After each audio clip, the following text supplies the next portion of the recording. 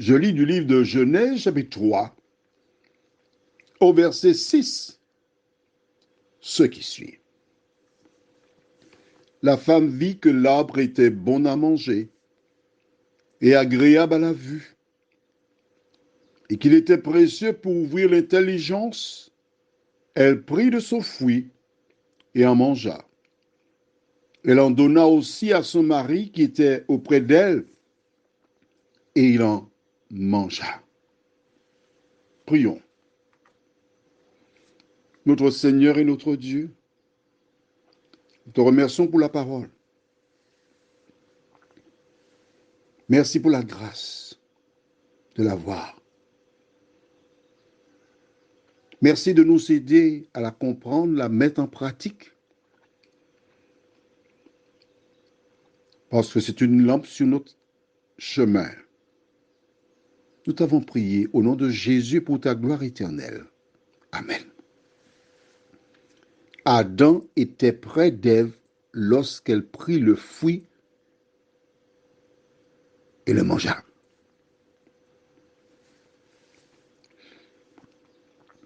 Pourquoi n'a-t-il pas tenu Ève par la main pour la tirer, pour dire non, sors de là. Dieu nous a dit de ne pas faire cela.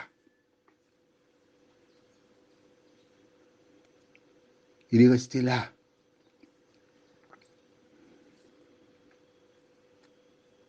Je voudrais t'expliquer pourquoi aujourd'hui. Pour comprendre cela, il nous faut lire dans Genèse chapitre 2, les versets 19 et 20. L'Éternel Dieu forma de la terre tous les animaux des champs et tous les oiseaux du ciel, et il les fit venir vers l'homme, pour voir comment il les appellerait, et afin que tout être vivant porte le nom que lui donnerait l'homme. Et l'homme donna des noms à tout le bétail, aux oiseaux du ciel et à tous les animaux des champs.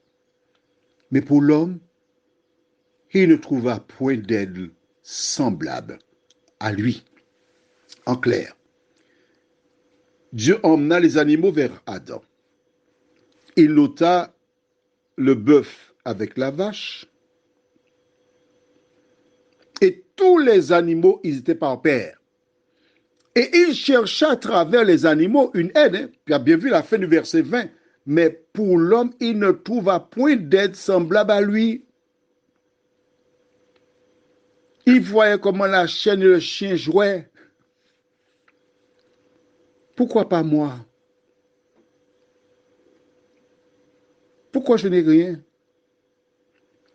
Je m'adresse aux célibataires parfois qui sont là, qui aimeraient bien se marier. Femme ou homme, hein, mais qui n'ont personne. Pourquoi? Quand aurais-je? Et quand Dieu emmène Ève vers Adam, quelle est sa réaction?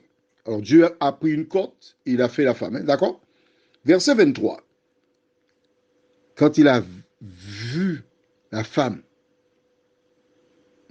on va lire verset 22, ça sera mieux. L'Éternel Dieu forma une femme de la côte qu'il avait prise de l'homme, et il l'amena vers l'homme. Et l'homme dit, waouh! Non, de ma version, ça dit waouh seulement, d'accord? Voici cette fois celle qui est os de mes os et chair de ma chair. On l'appellera femme parce qu'elle a été prise de l'homme. C'est pourquoi l'homme quittera son père et sa mère et s'attachera à sa femme et deviendront une seule chair. Non. Non. Il n'a pas demandé à Dieu, tu n'as pas d'autre? Non. Il y a un proverbe aux Antilles qui dit, quand quelqu'un a quelque chose d'inespéré, on dit, en créole, le proverbe dit, tu demandes au malade s'il veut du bouillon, le malade, il n'a rien à manger. La première chose qu'on va lui servir, c'est du bouillon. Tu te poses la question, mais oui, le gars meurt de faim. Ah, mon Dieu, je ne suis pas seul, j'ai la femme. Et voici pourquoi les hommes sont attachés aux femmes, à leurs femmes. Et quand une femme veut laisser son mari, c'est difficile pour l'homme. Il y a un proverbe toujours aux Antilles qui dit que les femmes sont des châtaignes. Les châtaignes, c'est quelque chose qui ressemble à l'arbre à pain, au fruit à pain. Ça tombe, ça donne d'autres arbres. Et les hommes sont comme des fouilles à paix. Quand le fouille à paix tombe, il est abîmé. On appelle ça doux. On ne peut rien faire avec. C'est mort. Depuis donc le jardin d'Éden, l'homme est attaché viscéralement à la femme et parfois, il ne fait pas preuve de fermeté. Quand la femme joue un rôle très important pour lui, quand il aime la femme plus que Dieu, et c'est pourquoi Dieu dit, tu aimeras le Seigneur ton Dieu de tout ton cœur, de toute ton âme, de toute ta force. Puis après, tu aimeras ton prochain comme toi-même. Mais Ève, c'était le tout. C'était tout pour Adam. Il ne pouvait pas lui dire, chérie, non, ne fais pas ça. Il était faible. Elle mangea ensuite, elle lui donne, chérie, mange. Lorsqu'on aime, Adam se trouvait dans une croisée. Obéir à Dieu ou obéir à sa femme. Parce que Dieu a dit de ne pas manger. Mais comme il aime sa femme, plus que Dieu, c'est ça la différence. Il prend le fruit, il mange.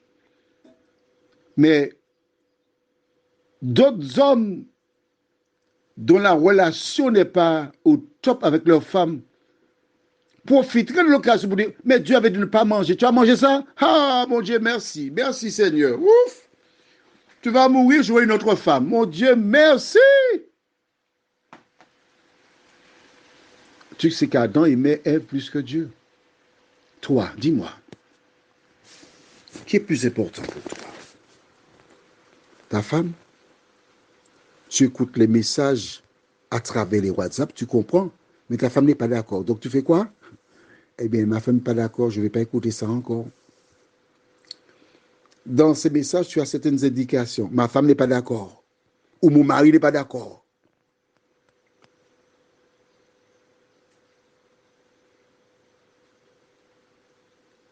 Qui dirige ta vie? Prions. Notre Seigneur, notre Dieu, nous sommes tous nés seuls.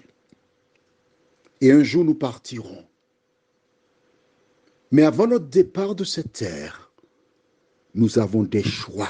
Et comme nous l'avons vu dans Deutéronome 30, verset 15, il y a 2 jours, vois, je mets aujourd'hui devant toi la vie et le bien, la mort et le mal. La vie dont il est question, c'est la vie éternelle, Seigneur. De nous aider par ta grâce. Chaque fois que nous devons faire un choix, à choisir ta volonté, nous t'en prions. Au nom de Jésus, pour ta gloire éternelle. Amen. Je te souhaite une bonne nuit sous le regard de Dieu.